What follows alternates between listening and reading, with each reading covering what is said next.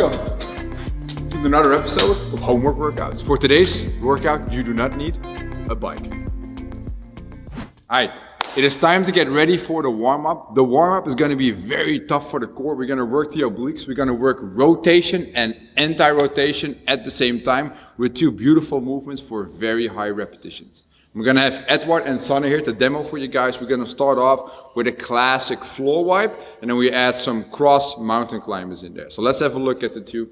Laying on the floor at home, if you want to practice with us right away, you go for it. You start with the arms spread to the side, leg in front of you. You lift up the legs, and we start by moving as close to the floor as possible. Reach toward the right hand, and then slowly move all the way back to the left hand. And then we go back to the right hand. And then we consider that to be one repetition. Throughout the movement, you want to keep your back in the floor. You can either pinch your shoulders off the floor or keep them in the floor, as long as your legs stay as close to the floor as possible. Now what Son is going to do is show you how to scale this. You can do this by bending the knees and still aiming to keep your feet as close to the floor as possible, because the more range of motion you make with the legs away from the middle, so away from the core, the harder the exercise will become. And the idea is not to do 10 easy reps, but to challenge yourself. Great job, guys. Let's move on to our second movement of this general warm-up. Let's call it the ab warm-up here, which is the cross mountain climber. You position yourself in a regular plank on long arms with the feet next to each other. And we're going to start off with lifting up the right leg. And instead of going straight forward, you're going to go across towards the right arm, and then you move with the opposite leg to the opposite arm as well. So think of initiating like a regular mountain climber, but while your knee is coming forward, you're going to make that rotation. Scaling this in level would simply be going less far with the rotational component, but I just want you to challenge yourself here and keep your hips in line with the shoulder throughout the movement. If it says 20 reps, that means 20 reps alternating, so 20 repetitions in total. If you're one of the people that likes to count reps per leg, in that case it is 10. We just showed you the two beautiful warm-up movements. Now it's time to get to the work. I need you guys to get off the couch and join us for this 5-minute quality AMRAP, where we're going to do 10 of those floor wipes, followed by 20 of the cross mountain climbers. Now the idea is not to do as many of those reps and rounds as possible, but try to get as much quality work in as you possibly can.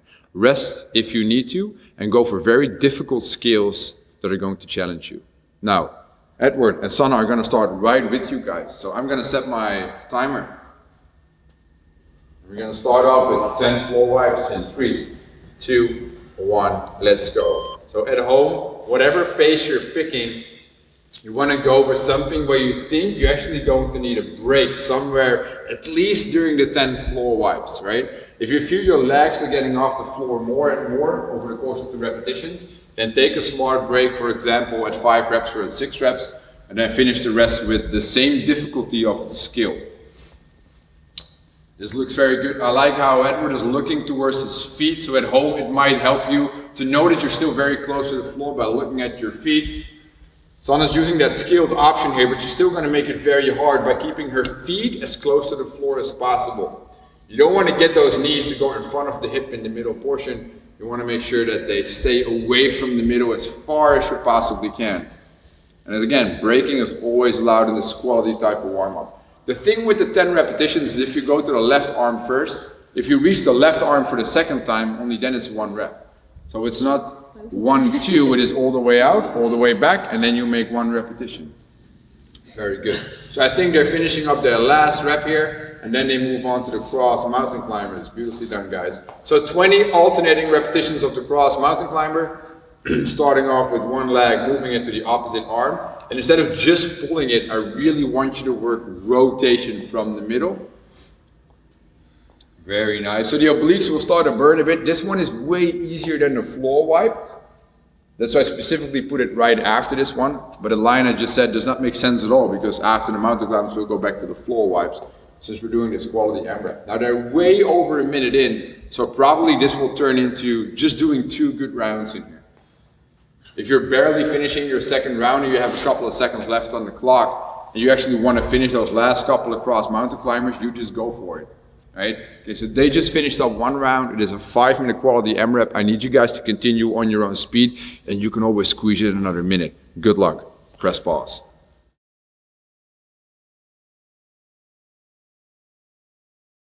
Okay, so for our second portion today, we're going to sit on a couch or use the wall, because the only thing that we will do is the couch stretch for 60 seconds per side for 2 rounds with 15 seconds of rest in between.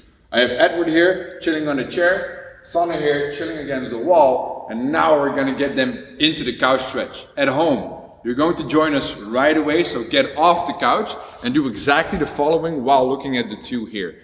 Either the wall or the couch, whatever you want to use. So you're going to place your foot either against the wall or on top of the couch with your knee underneath your hip. That is ideal. The other foot is just to lean on. Now while we're sitting here, the idea is to stay upright and start leaning forward.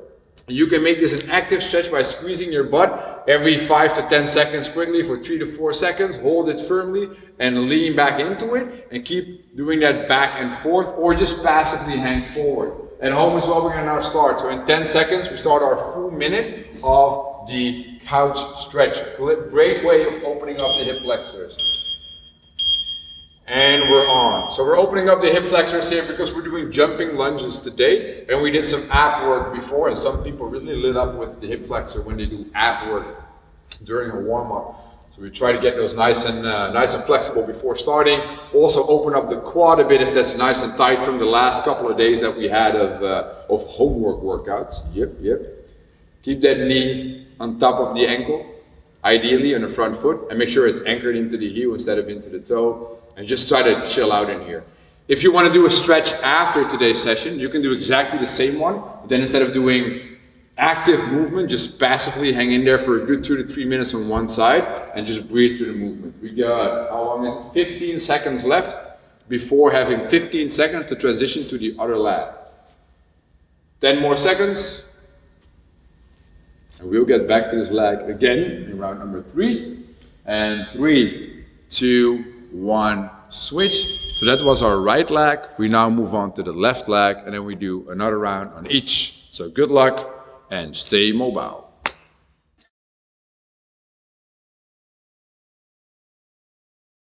For today's workout portion, I will get to the setup and interval timer in a second. Let's first have a look at the 3 movements that you need to be able to do today. Also including scaling options for different levels, and obviously also considering living in an apartment building or having a certain injury, which for example does not allow you to jump. Now, the first movement in the workout will be alternating jumping lunges. So I'm going to have both Edward and Sana demonstrate jumping lunges. Whatever leg you want to start forward with, I'm okay with both. Let's get just 6 reps in here, guys. Let's go. So while they're going here, they try to stay as upright as possible. Gently go to the floor with the back knee, jump, switch legs. If you don't want to touch the floor and stay slightly above, I'm game with that as well. Now first, let's have a look at how to scale this if just the movement itself is too hard. Instead of going straight to regular lunges, I would like to keep the jumping element in there because that is very intense. So let's just look at the jumping squat as a good way of substituting the movement. Staying as upright as possible, catching in a squat, and just extending all the way up, being off the floor. I don't care how high, you just do it. Great. Now, if you have that apartment building with levels, so you can't make all the jumping noise, or you have a knee injury that's not helping you with catching the jump, for example, we go for regular back step lunges. So you just step back into the lunge. We're still having the quads, the glutes, and the hamstring do a lot of work here. It's a little bit less intense. It's still a great workout. Now, if you have an injury that's not allowing you to do all that knee flexions, all that bending of the knee, in that case you will go on the floor on your back. We're going to do a one-legged glute bridge, but then instead of doing 12, we do 6 reps on one side and 6 on the other. When you set yourself up, make sure there's more pressure in the heel than in the toe of the foot being on the floor, and that you keep your pelvic tilted forward, which literally means fold your hip around your belly button when you squeeze up, and keep it like that when you lower down. Thank you, son. Now, our second movement here, and you can stay on the floor, is going to be the V-up. For the V-up, we'll set ourselves up in a hollow body position. So we start up in a hollow, and it's all about finding the rhythm. You guys can start and try to find your rhythm here. You try to literally meet yourself in the middle. So it's arms and legs coming together in the middle position and being as connected as possible. That is all good, Ed. So now let's say that the movement itself is easy, or let's say that the movement itself is very hard. In that second case, I want you to go for a tuck up. Not only, let's say you can actually meet in the middle, but you need a rep and rest and a rep and rest. I want you to keep moving today. It's very short and intense interval work. So then I'd rather have you go for tuck ups, which is a bit easier on the rhythm. Let's show you the tuck ups, Sana. Same position in the start. get in together, but then tug the legs, go back out, and I'll make it a fast movement. Boom, back out. Good.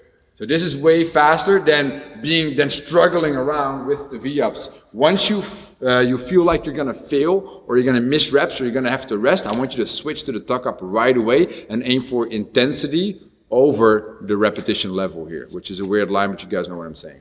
Now, our third movement will be the tuck jump. So let's have a look at the tuck jump here. We're gonna start standing very upright with the feet right underneath the hips. We're going to jump, pull the legs up and forward. Let's go, guys. Give me 3 reps. Boom, land, go again. Good, and rest. Now, if you would play this in slow-mo, and Kevin will play this in slow-mo as well when I'm talking right now, the idea is to see that the knees come up forward and the hip bending instead of the legs coming up backwards. Like you don't want to kick yourself in the butt with the heels. No, you want to lift up the knees up and forward. If you cannot jump because of all such reasons, I don't want you to do mountain climbers today because we did those in the warm-up. I want you to do a fast variation of alternating standing knee lifts, which Sean is going to demonstrate you. Boom, 1, 2, and then you do just 4 reps of that, 3, 4, and then you go right back into probably no jumping lunges as well, into jump squats or lunges or whatever scaling option you chose to do. In order to set your timer correctly, you can use the SmartWatt app for that. You want to use the interval timer there, the Tabata timer it actually is called, and you want to set it for 5 rounds, so 5 sets of 3 minutes on and 1 minute off. And you only have one goal today, and that is going very, very hard for 3 minutes. Choose options you can easily do and keep pushing for 3 minutes before taking that 1 minute break.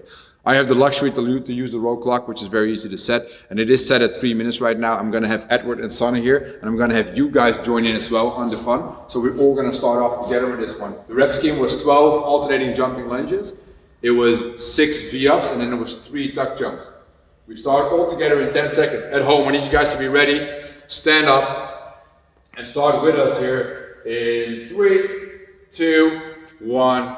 Let's go. So 12 reps of the alternating jumping lunge.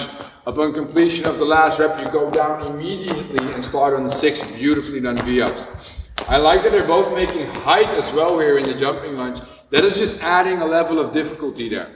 Get right into the floor, right into the V-up. Ed is going for the V-up. Son is getting down towards the tuck up. And like again, if you're missing in the rhythm, just bend the legs a bit. That is all good. Nothing wrong with that. Right into the 3 tuck jumps. There we go. Boom. Upon completion, they move into their next round. And you saw, right, that round only took like 30 to 35 seconds. So it's going to be a very spicy 3 minutes. You guys keep going and press pause.